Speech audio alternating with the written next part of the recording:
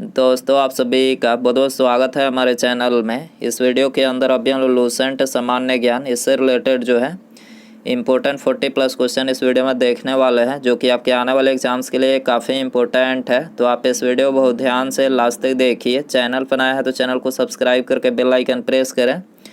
तो चलिए शुरू करते हैं। देखिए यहाँ पर हमारा पहला क्वेश्चन दिया गया है, भारत में सबसे अधिक साक्षर संघ राज्य क्षेत्र है। भारत में सबसे अधिक साक्षर संघ राज्य क्षेत्र कौन सा है? तो देखिए करेक्ट आंसर बी हो जाएगा, लक्षद्वीप जो है ये भारत में सबसे अधिक साक्षर संघ राज्य क्षेत्र है। इसके अलावा लक्षद्वीप की बात करें तो लक्षद्वीप जनसंख्या की दृष्टि से सबसे छोटा केंद्र शासित प्रदेश है। याद रखना है, जनसंख्या की दृष्टि से ये सबसे छोटा केंद्र शासित प्रदेश है। और सबसे अधिक जनसंख्या वाला केंद्र शासित प्रदेश पूछा जाए तो नई दिल्ली हो जाएगा। सबसे अधिक लिंगानुपात वाला केंद्र शासित प्रदेश कौन सा होगा? पांडिचेरी। आपको याद रखनी है। अगला क्वेश्चन देखते हैं। क्वेश्चन नंबर 2 है, रक्त में प्रतिस्कंदक पदार्थ कौन सा है? तो देखिए रक्त में प्रतिस्कंदक जो पदार्थ है वो है हिपेरिन। ठीक है, ऑप्शन बी यहाँ पर करेक्ट हो जाएगा। इसके अलावा फाइब्रिनोजन की बात करें तो ये एक प्रोटीन है। जब प्लाज्मा में कोई फाइब्रिनोजन नामक प्रोटीन निकाल लिया जाता है तो शेष प्लाज्मा को क्या कहा जाता है? सीरम कहा जाता है। ठीक है, जब प्लाज्मा में से फाइब्रिनोजन नामक प्रोटीन निकाल लिया जाता है तो शेष प्लाज्मा क्या कहलाता है? सीरम। रक्त एक तरल संयोजी ऊतक है। रुधिर प्लाज्मा के प्रोथ्रोम्बिन तथा फाइब्रिनोजन का निर्माण यकृत में विटामिन के की सहायता से होता है। विटामिन के की बात करें तो ये रक्त के थक्का बनने में सहायता करता है। एक वयस्क मनुष्य में औसत 5 से 6 लीटर जो है रक्त होता है। तो आपको याद रखना है। अगला क्वेश्चन देखते हैं। क्वेश्चन नंबर 3 है, मीठे स्वाद की अनुभूति के जीवा पर स्वाद केंद्र स्थित होते हैं।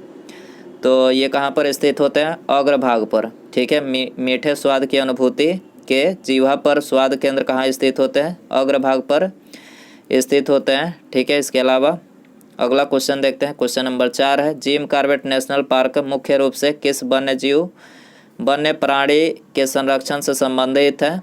तो देखिए जिम कॉर्बेट जो राष्ट्रीय पार्क है तो ये बाघों के लिए प्रसिद्ध है। ठीक है, ऑप्शन डी यहाँ पर करेक्ट हो जाएगा। इसके अलावा जिम कॉर्बेट नेशनल पार्क की बात करें कहाँ पर है? उत्तराखंड राज्य में स्थित है। उत्तर प्रदेश में दुधवा राष्ट्रीय उद्यान, चंद्रप्रभा अभ्यारण्य है। ठीक है, उत्तर प्रदेश में ये दोनों हैं।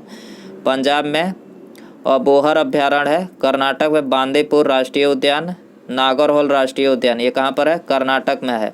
हिमाचल प्रदेश में बात करें तो रोहिला राष्ट्रीय उद्यान हिमाचल प्रदेश में। पश्चिम बंगाल में सुंदरबन राष्ट्रीय उद्यान है।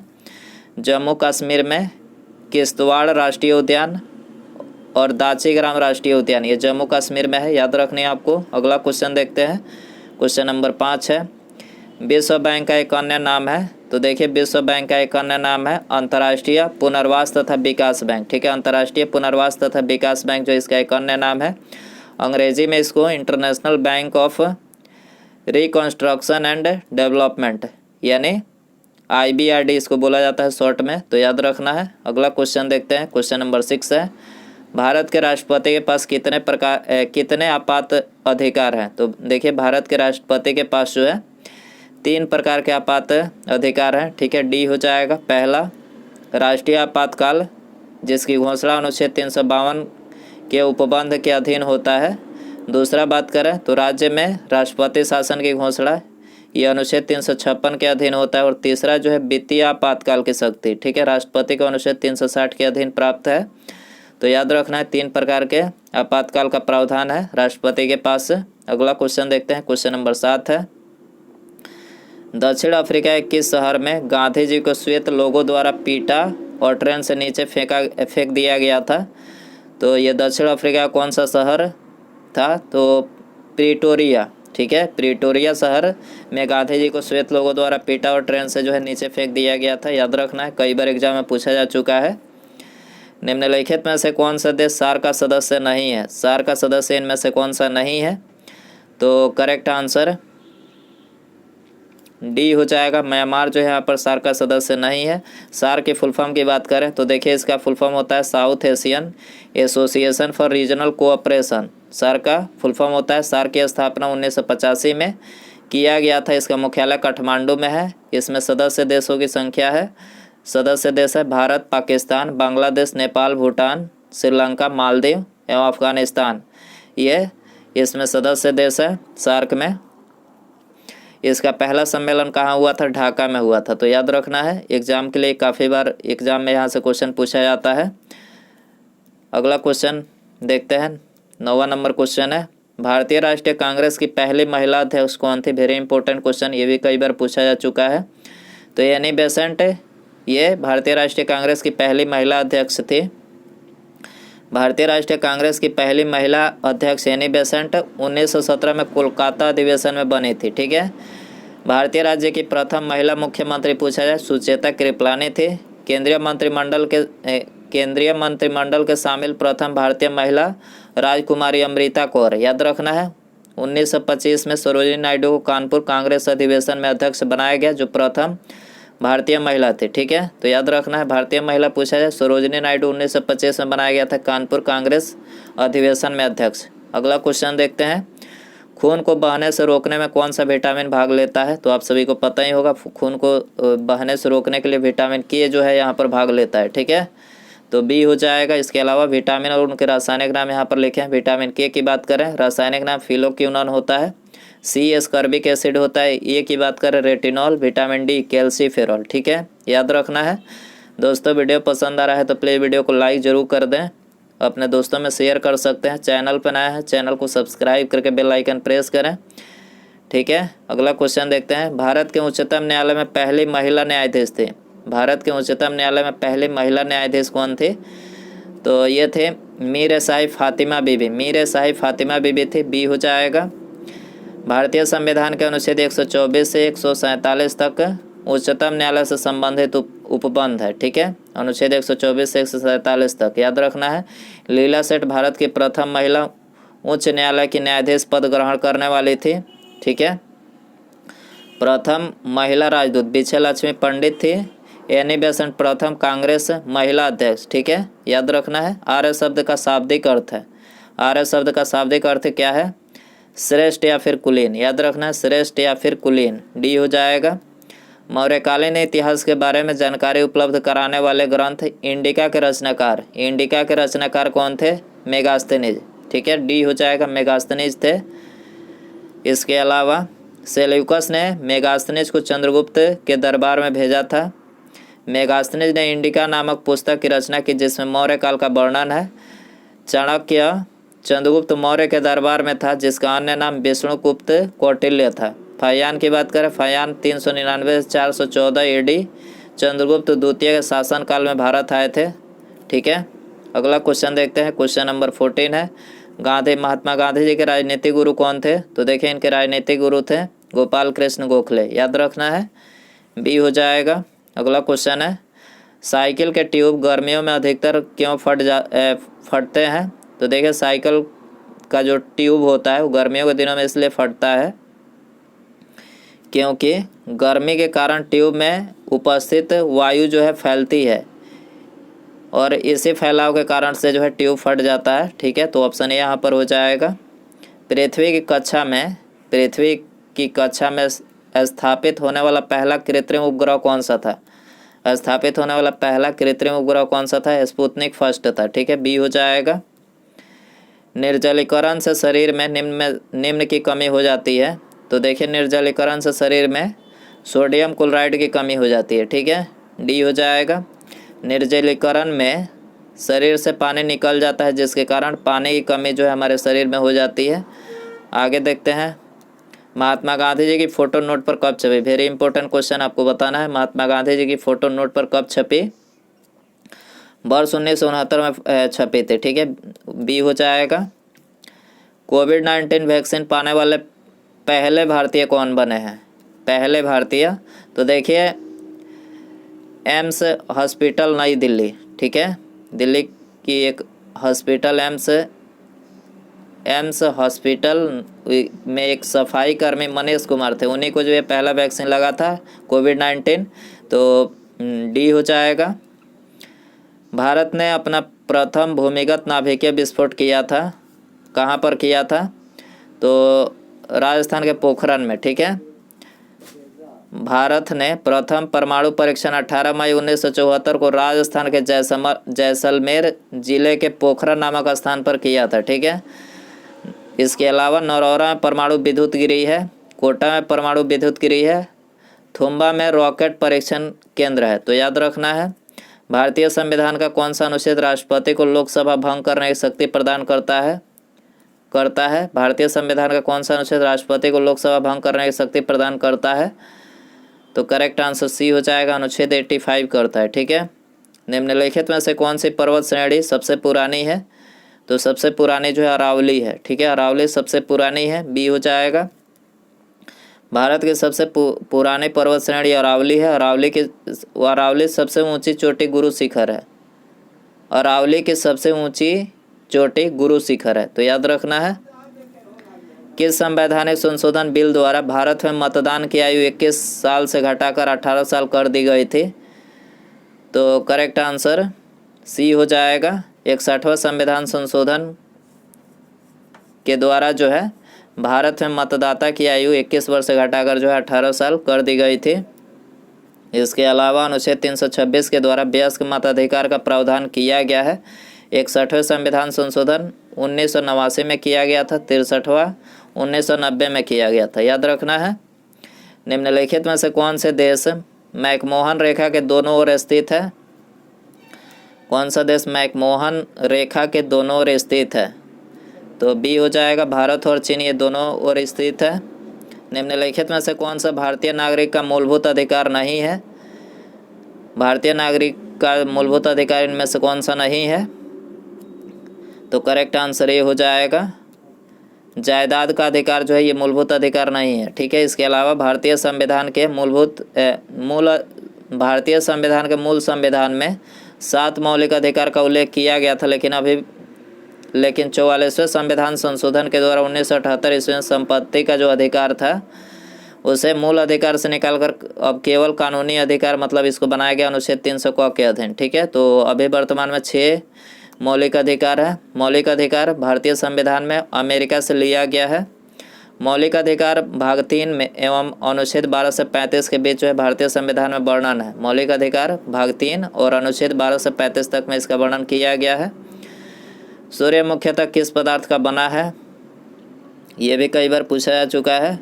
तो सूर्य जो है हाइड्रोजन का, मुख्यतः हाइड्रोजन और हीलियम का बना होता है। ठीक है, सूर्य। तो सी हो जाएगा। सूर्य के भार के अनुपात में 70% हाइड्रोजन, 28% हीलियम, 1.5% कार्बन, नाइट्रोजन एवं नियान तथा 0.5% में लोहा एवं अन्य भारी तत्व होते हैं। ठीक है। सूर्य क्या है? एक तारा है। सूर्य पूछा जाए क्या है? तारा है। तारा ऐसे खगोलीय पिंड है जो लगातार प्रकाश एवं ऊष्मा उत्सर्जित करते रहते हैं। सूर्य मुख्यतः हाइड्रोजन और हीलियम गैस है। सूर्य का ऊर्जा संलयन क्रिया पर आधारित है।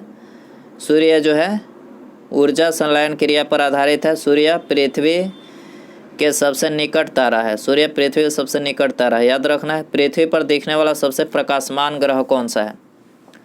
तो सबसे चमकीला जो ग्रह है वो है शुक्र। ठीक है। शुक्र ग्रह को पृथ्वी का जुड़वा ग्रह कहा जाता है।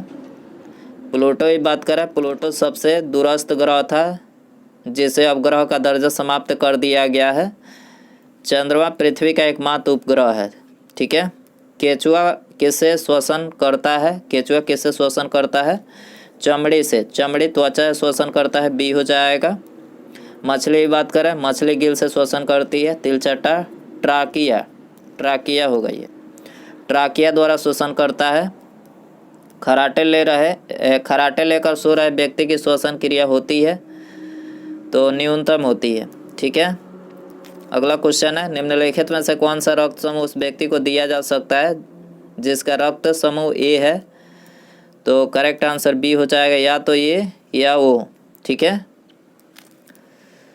रक्त समूहों को सर्वदाता समूह कहते हैं क्योंकि इसमें कोई एंटीजन नहीं होता है। रक्त समूह ए बी की बात करें, सर्वग्राही रक्त समूह कहते हैं क्योंकि इसमें कोई एंटीबॉडी नहीं होता है। रक्त समूह की खोज जो है कार्ल लैंडस्टीनर ने 1900 ईस्वी में किया था। रक्त समूह ए वाले व्यक्ति को ए या ओ रक्त चढ़ाया जाता है। ओ रक्त समूह सभी रक्त समूह वाले व्यक्ति को चढ़ाया जाता है। ठीक है। तो याद रखना है, सर्वदाता होता है ये। पोटोमीटर नापता है। पोटोमीटर क्या नापता है? तो देखिए वाष्पोत्सर्जन दर मापता है, पोटोमीटर बी हो जाएगा। और स्थलीय स्तनधारियों के मूत्र में मुख्य नाइट्रोजनी अपशिष्ट उत्पाद होता है, तो ये होता है यूरिक अम्ल, ठीक है, सी हो जाएगा। 0.3% यूरिक अम्ल मूत्र में पाया जाता है। अमोनिया सल्फेट का प्रयोग चूना रहित भूमि में नहीं करना चाहिए। यूरिया में 46% जो है नाइट्रोजन पाया जाता है। अमोनिया सल्फेट उर्वरक में नाइट्रोजन अमोनिया के रूप में उपस्थित रहती है। यूरिया का उपयोग खाद में फॉर्मल्डिहाइड तथा यूरिक प्लास्टिक बनाने में तथा दवाओं के निर्माण आदि में होता है, ठीक है। अगला क्वेश्चन देखते हैं, निम्नलिखित में से कौन परजीवी है? तो करेक्ट आंसर ये हो जाएगा अमीबा प्रोटियस जो है ये परजीवी है, ठीक है। हमारे शरीर में पाए जाने वाला फास्फोरस तत्व उपस्थित रहता है। हमारे शरीर में पाए जाने वाला फास्फोरस तत्व उपस्थित रहता है, तो ये हड्डियों और दांतों में उपस्थित रहता है, ठीक है। मनुष्य के शरीर में कुल हड्डियों की संख्या 206 होते हैं। मनुष्य के शरीर में कुल दांतों की संख्या 32। अस्थि से अस्थि के जोड़ लिगामेंट कहते हैं। मांसपेशी से अस्थि की जोड़ को क्या टेंडन कहा जाता है, ठीक है। वसा संचित होती है। वसा किस में संचित होती है? एडिपोज में। किसमें? एडिपोज में। 1 ग्राम वसा से 9.3 किलो कैलोरी ऊर्जा उत्पन्न होती है। वसा का शरीर में इनका संश्लेषण माइटोकॉन्ड्रिया में होता है, ठीक है। अगला क्वेश्चन है, भारतीय गन्ना अनुसंधान संस्थान कहाँ स्थित है? तो ये कोयम्बटूर में स्थित है। भारतीय गन्ना अनुसंधान संस्थान कहाँ है? कोयम्बटूर।